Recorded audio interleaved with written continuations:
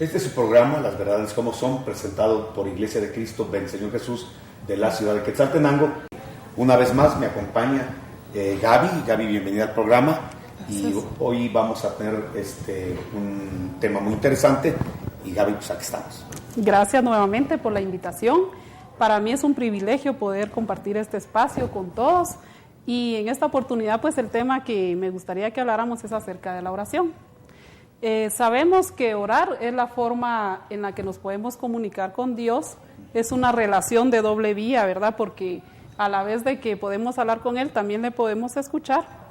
Y pues los discípulos en una oportunidad se acercaron a Jesús para pedirle que les enseñara a orar, ¿verdad? Y de ahí es que tenemos el Padre Nuestro.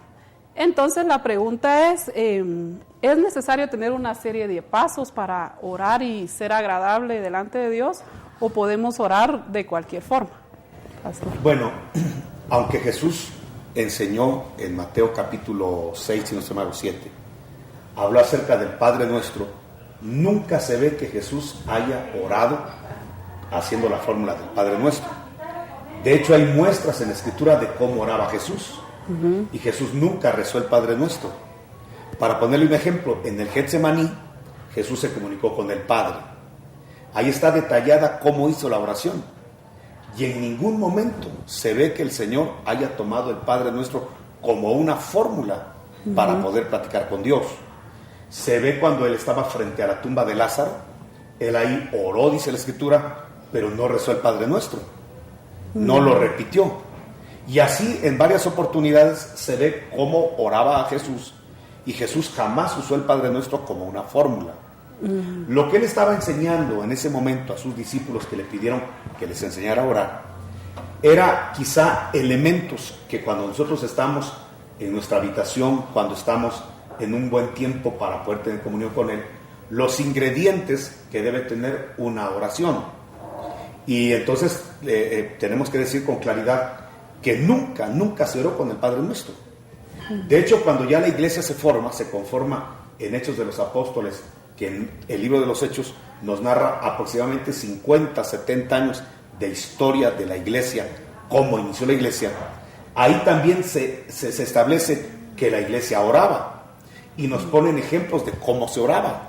Pero en ningún momento ningún discípulo, ningún apóstol, ningún pastor, ningún evangelista oró utilizando el Padre Nuestro como una fórmula, sino que está muy claro, Gaby, de que solamente son elementos que uno bien puede tener en cuenta cuando va a acercarse a Dios, más que una fórmula o un rezo. De hecho, Jesús dijo, antes de enseñar el Padre Nuestro, dijo, no vayan a usar vanas repeticiones, creyendo que por estar repitiendo lo mismo, Dios va a escucharles. O sea, y de ahí establece el Padre Nuestro. Entonces, el Padre Nuestro está muy claro, no es una fórmula para orar, no es un rezo, no es un machote. Exacto. Simplemente son ingredientes que cuando uno va a tener sus momentos de recogimiento con el Señor, debe tomar en cuenta cada vez que se va a acercar a platicar con Dios. Recordemos que oración es platicar con Dios, ¿verdad? Sí, exactamente. Entonces, de ahí es que viene la otra pregunta, ¿verdad? La diferencia entre orar y rezar. Porque muchas veces lo que se hace es, bueno, tengo estos pasos y ya es más que todo un rezo, ¿verdad? Entonces, que usted nos hablara acerca de esa diferencia. Dios no es un Dios de moldes. Cuando digo que no es un Dios de moldes, es que Él nunca hace las cosas dos veces igual. Y uno de los ejemplos que tenemos para ver que Dios no hace las cosas iguales es de que ninguno de nosotros somos iguales, todos somos diferentes. Hay aproximadamente 7,000 millones de personas y algunos tendremos algún parecido, pero no somos iguales. A unos gemelos llamados idénticos, ellos aún tienen particularidades que los hace diferente uno del otro. ¿Por qué? Porque Dios no hace las cosas iguales. Dios es creativo, no hay un amanecer igual, aunque sí hay elementos, el cielo, las nubes, lo que sea. De todos modos, los elementos, cómo los combina Dios, siempre son diferentes. Entonces, como Dios no es un Dios de moldes, entonces, y el rezo es su molde. El rezo es usted va a repetir lo que otro ya dijo, creyendo que repitiendo lo que otro ya dijo, va a tener una eficacia delante de Dios. Y si lo repite más veces, el Padre Nuestro 10 veces, 20 veces, todavía va a tener más eficacia. Eso es totalmente falso. Jesús lo dijo. Antes de enseñar el Padre Nuestro dijo, no usen vanas repeticiones. ¿Por qué? Porque orar es platicar con Dios, rezar es repetir lo que otro ya dijo. En ningún momento de la Escritura se habla de rezar, sencillamente se habla de platicar con Dios. Claro, platicando con Dios, usted puede repetirle las mismas cosas, redundando, pero es una redundancia que sale del corazón, no de un machote preconcebido. Por ejemplo, usted puede ver que dice la Escritura que día y noche los 24 ancianos y los seres vivientes le decían al Señor, tú eres santo, santo, santo. Pero ahí no están usando el término santo como una repetición de rezo, sino que lo que pasa es que usted tiene que entender, Gaby, todos tenemos que entender que los idiomas que hablamos, número uno, son muy limitados para poder describir realmente lo que es Dios. ¿Y por qué ningún idioma, ni el mismo hebreo, ni el griego, ni el arameo, que son los idiomas con los que se escribieron la Biblia, alcanzan estos idiomas para describir la grandeza de nuestro Dios? No alcanzan. ¿Por qué? Acuérdese que nuestros idiomas, Génesis 11, son la derivación de un juicio, porque hay una diversidad de idiomas. Génesis 11 nos explica que hubo una rebelión de los hombres contra Dios. Entonces Dios ahí colocó diferentes idiomas en los hombres, pero esos diferentes idiomas fueron el juicio que Dios determinó contra la humanidad, que se había hecho una sola para rebelarse contra Dios. Entonces los idiomas que hablamos, entendamos, hasta el mismo hebreo, son idiomas que no son santos, se derivaron, tanto el arameo como el griego y el hebreo y todos los demás idiomas se derivan, Génesis 11, de un juicio que Dios estableció. Por eso, como son idiomas caídos, por eso es que no hay un idioma que pueda usted realmente determinarle cuál es la grandeza de Dios. Usted le dice a Dios, tú eres santo, y realmente Él es más que eso. Entonces Él es santo, santo, santo al cuadrado. No, es más que eso. Pero ¿cómo encuadramos, cómo encontramos en nuestros idiomas algo que diga que Dios es santo, santo, santo, santo y eternamente santo? No existe. Entonces por eso los seres vivientes y los 24 ancianos estaban día y noche santo, santo, santo, santo, santo, porque no había una forma de poder encontrar un sustantivo, un adjetivo que pudiera describir la grandeza de nuestro Señor. Entonces por eso ellos día y noche gritaban santo, santo, pero no estaban haciendo una vana repetición, estaban diciéndole, Señor, día y noche por una eternidad te vamos a decir santo, santo, santo, y jamás vamos a poder realmente decir qué grande eres en santidad. A eso se refiere. Entonces jamás en la Biblia se usó, repito, un rezo para poder dirigirse a Dios. ¿Cómo dirigirnos a Dios?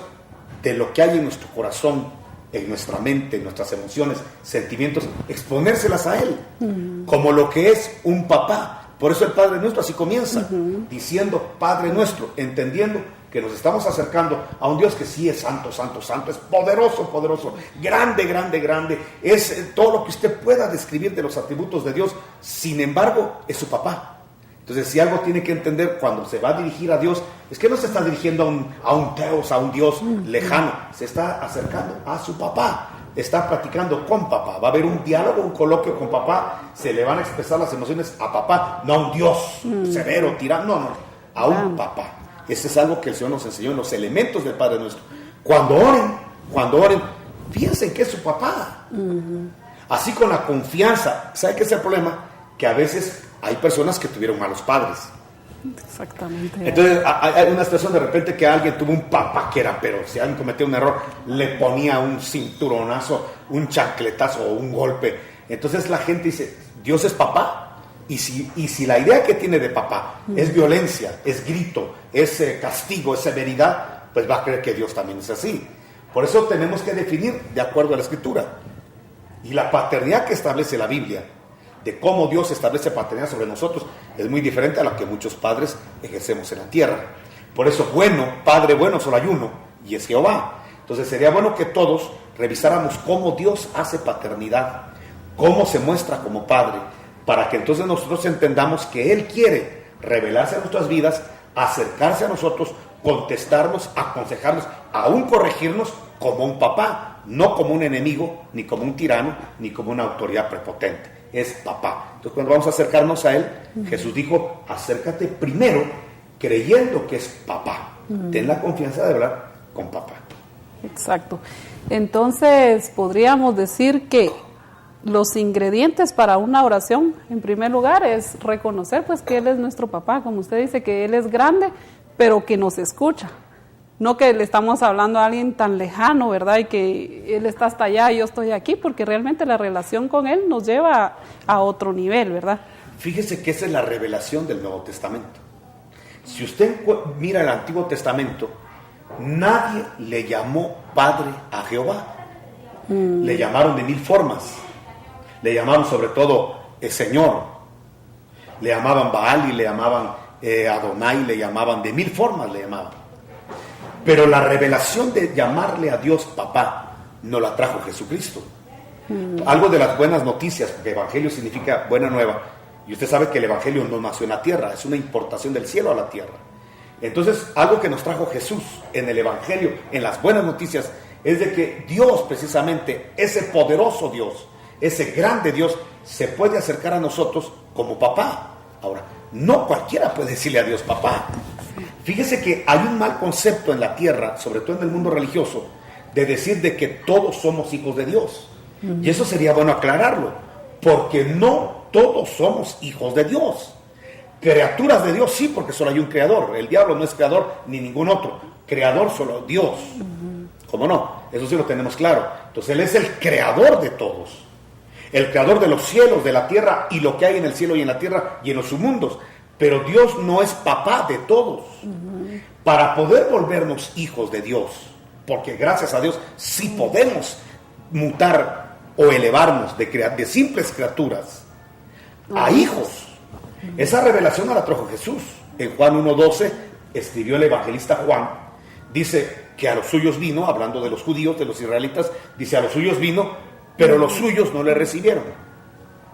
Entonces hace una cosa Dios, abre la puerta para que todo el que cree en Jesucristo, el que cree en su nombre, dice, en el poder del nombre de Jesucristo, y todo aquel que le recibe. Por eso usted ve que siempre los pastores cuando predicamos estamos, ¿quién va a recibir a Cristo?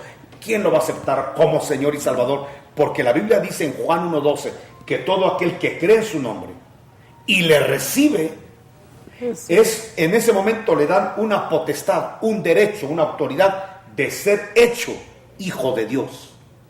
Entonces nosotros nos hacemos hijos de Dios, de criaturas a hijos de Dios, creyendo en el nombre de Jesucristo, creyendo en la resurrección, en el poder que tiene Jesús en su nombre y recibiéndolo como Señor y Salvador. Cuando usted hace eso, ahí la Biblia dice muy claro, Juan 1:12, que usted tiene un derecho, le dan una potestad de ser llamado hijo de Dios. ¿Por qué? Porque esa fe en el nombre, esa acción de recibir a Jesús, de abrirle las puertas del corazón para que Él entre, esa acción que la convierte en hija de Dios, le permite una experiencia sobrenatural que se llama nuevo nacimiento. Cuando usted nace de nuevo, porque el Espíritu de Cristo entra a su espíritu, cuando usted nace de nuevo, entonces ese engendramiento, Juan 1:13, no es por voluntad de carne, no es por voluntad de sangre como los engendramientos que tenemos los seres humanos, incluso los animalitos, sino que dice que estos engendramientos son por voluntad de Dios. Ese nuevo nacimiento es necesario porque cuando nacemos biológicamente, nos hacemos hijos de Adán, no hijos de Dios. Pero cuando nacemos de nuevo, por oír la palabra, creer en el nombre de Jesús, arrepentirnos y recibirlo, ese nuevo nacimiento, eso nos hace hijos de Dios. Entonces, si yo estoy en la tierra, que soy hijo de Adán. Por eso en la Biblia dice, tributen a Jehová, hijos de los hombres hagan esto, pero somos hijos de Adán. Esta biología que tenemos nos hace hijos de Adán. Cuando recibimos a Jesús, nos da un nuevo nacimiento, un engendramiento por Dios, que eso nos hace hijos de Dios. Si entendemos bien esta diferencia de ser hijo de Adán, que es un terrícola, a ser un hijo de Dios, es diferente. Entonces ya podemos entender la gran necesidad que tenemos de que la gente que es criatura de Dios pueda elevarse en la relación que tiene con Dios. Eso no quiere decir que las criaturas de Dios no puedan comunicarse con Dios, sí pueden, pero como criaturas. Lo grande del Padre Nuestro, lo grande de la oración de Jesús, que nos enseñó en esa fórmula, es creer que a través de Jesucristo podemos ser hechos hijos de Dios. Y entonces nuestra relación con Dios es totalmente diferente, cambia. Hasta el nivel de alabanza cambia, el nivel de adoración cambia, cuando nosotros somos engendrados por Dios. Pero sí estamos de acuerdo que necesitamos tener algunos elementos para que nuestra oración también sea escuchada. Por ejemplo, la fe, mencionar el nombre de Jesús. Gaby, mira, aclaremos términos. ¿Está bien? Aclaremos términos. Yo creo que el único elemento para ser oído por el Padre, recibido por el Padre, es tener a Jesús como medio.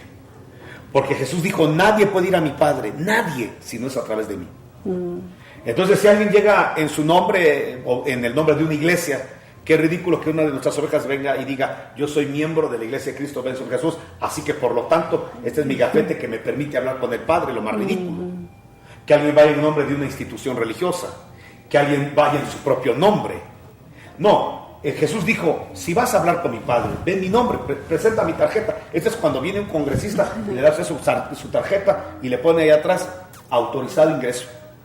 Ya solo con eso, y la firma, mejor si la sella, ya usted llega con la tarjeta del congresista, mire, tengo audiencia, puedo entrar, aquí está la tarjeta. Analiza la tarjeta, ven el sello de la firma, por favor entre, pase adelante. Hasta lo tratan con distinción, porque es un invitado especial del congresista. Entonces, lo mismo sucede con el Señor. ¿Y usted qué viene a hacer aquí? Yo quiero hablar con Dios, quiero hablar con el Todopoderoso, y tiene invitación. ¿Y cómo puede entrar? Usted llega con la credencial, yo soy hijo de Dios, es mi papá, con permiso, háganse un lado, angelitos, voy a ir a hablar con mi papá. ¿Me explico?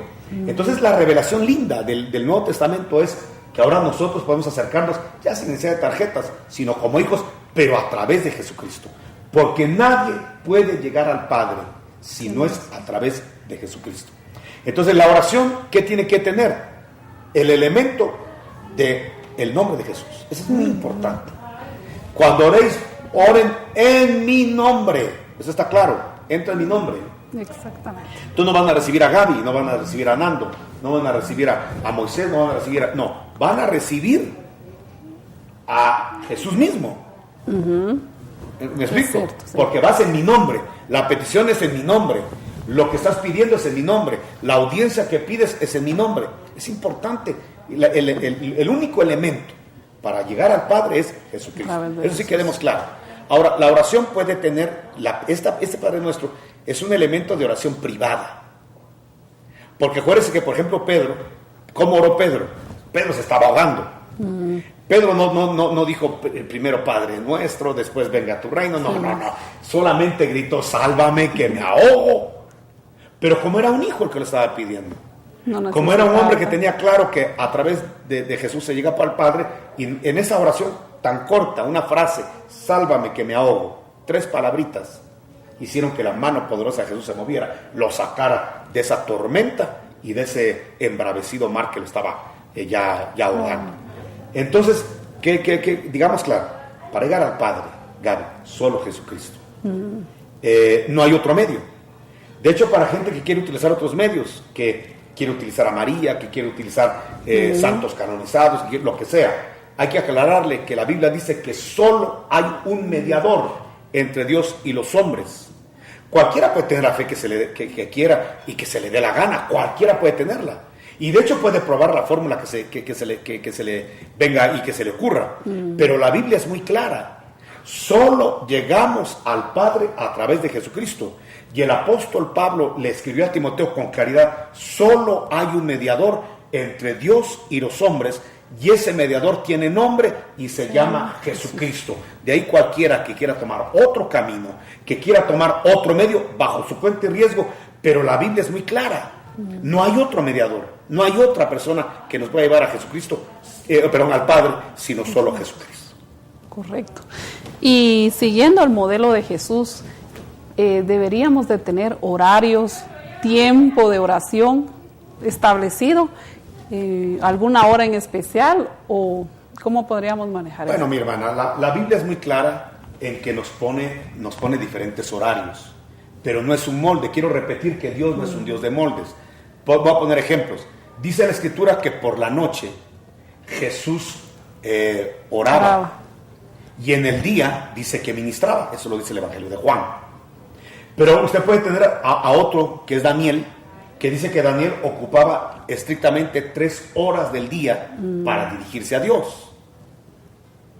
Usted puede ver que, por ejemplo, Pedro, mientras le preparaban el desayuno, oraba. Entonces no hay un molde. Lo que yo siento, lo que tiene que haber, porque eso se lo enseña la Escritura, es que tenemos que de continuo estar en comunión con Dios. Una cosa es tener momentos de oración y otra cosa es tener comunión constante con Dios. La Biblia lo dice de esta manera, el apóstol Pablo: orad en todo tiempo, orad sin cesar. ¿Qué quiere decir esto? Platiquen con Dios, no importa el lugar ni el momento.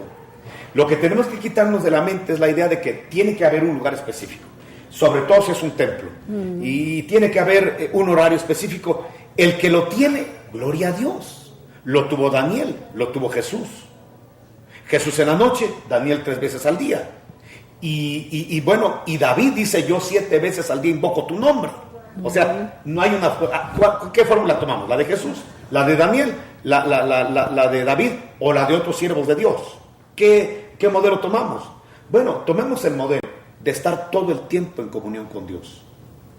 Y tengamos particularmente, conforme nuestra conciencia nos está estableciendo, horarios específicos, tiempos específicos para platicar con Dios. Pero meter al pueblo en un molde realmente sería algo ridículo. Eso es como la pregunta: ¿cuánto tiempo va a ver usted a su esposa, a su esposo? ¿Cuánto tiempo va a estar con su pareja? Y solo establecer horarios. Y entonces decirle a la pareja: fíjate que quisiera estar contigo, pero ya establecimos que hasta las 12 podemos vernos, así que esperemos hasta las 12. Tú por tu lado, yo por mi lado. Eso es ridículo. Realmente en una relación de amor y de amistad, los tiempos nunca se establecen. De repente usted mira la hora y dice: ay, ¿ya cuánto tiempo platicamos? Con permiso me voy, que ya me atrasé. Así tiene que ser el tiempo de oración con Dios. Pero si usted realmente se metaliza y se hace un esquema de su vida de oración, lo que usted tiene es una religión, no necesariamente una relación con Dios. Entonces, en esa relación con Dios, oremos sin cesar, oremos en todo tiempo, pero sí tengamos momentos obviamente claros de devocionales con el Señor. Eso es necesario que lo tengamos todos. Algunos escogen la madrugada, eso está bien, no es un molde, pero la Escritura sí dice que el que le busca de mañana le hallará. Entonces, algo tiene la mañana. Le dijeron a Job: si tú de mañana buscas a Dios, aunque tu inicio sea muy poco, muy pequeño, tu postrado será muy grande. Entonces, yo me recuerdo que hubo un hermano que nos sacó un estudio, fue Herbert Elchila, el que nos sacó un estudio de cómo oraba 7 veces al día David. Y que hallaba, y lo dejo para los maestros de Biblia que haya viéndonos, hay 7 horarios diferentes que David estableció para buscar a Dios. Y fíjense que Herbert, o busquen a Herbert, enseñaba con mucha propiedad qué encontraba David en cada horario de oración. Y la verdad que fue algo me gustó mucho el estudio que dio el hermano. Entonces, ¿cómo se llama? Vale la pena que tengamos una oración, una comunión con Dios de continuo. Constante. Yo invito a la gente a que platiquemos con Dios. Dios no está lejano, Dios está muy cercano. Esto es lo más importante que tenemos que subrayar de la oración. Sí. Es tu papá. Si Cristo está en tu corazón, y repito, Cristo está en el corazón porque ya innato lo traemos. No, hay que invitarlo. Entonces, podemos relacionarnos con Dios con amistad, con paternidad, sintiéndonos hijos, amados por Él, protegidos por Él. No hay cosa más linda. Usted es mamá y creo que lo dijimos la semana pasada. Algo que a uno de papá le pone, pero para balazos, es que el hijo no le tenga a uno confianza. Sí. Y que de repente ya todos se enteraron de la travesura que hizo, menos uno. Eso como molesta. ¿Y sabe qué les dicen los papás a los hijos? ¿O qué les decimos? ¿Por qué no tuviste la confianza de decírmelo? El primero en saberlo debía haber sido yo. No, que ya lo sabe el director, ya lo sabe el claustro de maestros, ya lo sabe los estudiantes, hasta la supervisión ya lo sabe. Y el Ministerio de Educación, y yo de tu papá no lo sé. Cierto. Y que le digan a uno: es que tuve miedo. Cierto. Es que no te tengo confianza. Yo siento que lo mismo, de otra manera jamás nos hubieran ejemplificado a Dios como Padre. Dios siente lo mismo. ¿Cómo es que ya lo sabe hasta el diablo? Ya las tinieblas saben de tu resbalón. Ya en la iglesia lo saben, gente lamentablemente fuera de la iglesia, y yo no lo sé. ¿Por qué no has venido? O sea, no lo sé en el sentido de que Dios lo sabe todo, en el sentido de que no te acercaste a mí como padre a decirme que habías cometido esta travesura. de que habías resbalado en esto. ¿Por qué todos lo saben? Y saben que hace mucha gente, hasta se va de la iglesia por pecado, hasta se va de la iglesia y deja hasta el servicio. Yo creo que es una total aberración, una mala interpretación de quién es Dios. Realmente el no acudir a Él en oración y que Él no sepa nuestros planes. ¿Cómo es que hay gente que ya va a Guatemala, regresa y Dios no que Dios no lo sepa? No se dio por enterado de su hijo. No lo toman en cuenta. De que no lo toman en cuenta. Y esto realmente es terrible. Es como que su hijo de repente regresara después de 3 días estar lejos. Y fíjate, mamá, que fui a tal. ¿Y por qué no me avisaste? Ni permiso me pediste. Y hay mucha gente que hace, trabaja, decide, entra, sale, ni permiso le pide a Dios. Ya ni permiso pide. Eso realmente es una gran falta de respeto a un Dios que se ha acercado a nosotros, que envió a su Hijo Jesucristo para que nosotros tengamos salvación y de criaturas mutemos a hijos, y que ni siquiera ahora como hijos hablemos con nuestro papá. Ya nos queda poco tiempo, Gaby. ¿Qué más quiere decir? Los beneficios, ¿verdad? Los beneficios de tener una relación en oración con Dios son muchos. Para nosotros mismos es increíble, ¿verdad? Todo lo que podemos bendecirnos a nosotros mismos con esa relación. Sí, que nadie interprete que el beneficiado va a ser Dios, ¿verdad? Sí. Hoy cumplí, Dios, ya hasta me tienes que galardonar porque ya fui a orar y oré 21 días y oré hasta con ayuno y oré hasta aguantando sueño en la vigilia. Por amor de Dios, los beneficiados somos nosotros. Dios, ¿qué pierde? Dios, ¿qué deja de ganar si usted ora o no ora? Sí. ¿Dejará de ser Dios? ¿Bajará su nivel de poder si no oramos, si no le platicamos? Jamás. Y pongamos el ejemplo de uno de papá. Uno que tiene un estatus, una vida, donde ya tiene un salario, ya tiene un vehículo, ya tiene una casa, ya tiene lo normal. Que el hijo haga una travesura, no, ¿en qué se perjudica uno? El perjudicado es el hijo. Si la jovencita resulta embarazada, el papá que pierde es ella. Ella está truncando su futuro, su vida. Si alguien se empieza a drogar, ¿qué pierde? El papá no se está drogando por eso. Quien está perdiendo es el hijo. Lo más que pierde uno es la paz. Es decir, usted se está echando a perder, va a terminar muy mal. Pero de ahí, ¿qué pierde uno de papá? Entonces yo pregunto, ¿qué pierde Dios si alguien no ora? ¿Qué pierde Dios si alguien, como Jonás decíamos la semana pasada, hace su voluntad? ¿Qué pierde Dios? Dios no pierde nada. ¿Quiénes estén detrás de nosotros? Hay muchos. Ya ve usted que cuando el profeta Elías dijo, solo yo te quedé de profeta, el Señor dijo, ¿cómo? Tengo 7,000 ahí atrás que están esperando tu puesto. Como los que están detrás del puesto de un titular de un partido de fútbol, va, yo soy el único. No, allá atrás hay muchos que desean tu puesto. Entonces Dios no pierde nada si oramos o no oramos. Quienes ganamos y los que nos beneficiamos somos estrictamente nosotros. Invitamos pues a todos nuestros televidentes que platiquemos más con Dios, que si usted no ha recibido a Jesús como Señor y Salvador, lo pueda hacer. Es muy sencillo, solo arrepiéntase de sus pecados, reconozca que tiene necesidad de un Salvador, que sus obras no le alcanzan, que su religión no le alcanza. Por eso vino Jesucristo a la tierra, porque si nos alcanzara a los hombres con los recursos que tenemos, ¿para qué pone Dios sus recursos de su Hijo Jesucristo? En esta semana que estamos, la gente recuerda la pasión y muerte del Señor Jesucristo. Yo no quiero meterme en cuestiones teológicas, solamente decirle, recuerde en cada momento que Jesús vino a la tierra para dar su vida por usted. Recuerde que hay alguien que se preocupó por usted porque le ama, es Dios, y que sabe que sin Jesucristo no podemos hacer absolutamente nada en la eternidad. No tenemos una eternidad salvada sin Cristo. Por eso vino un Salvador.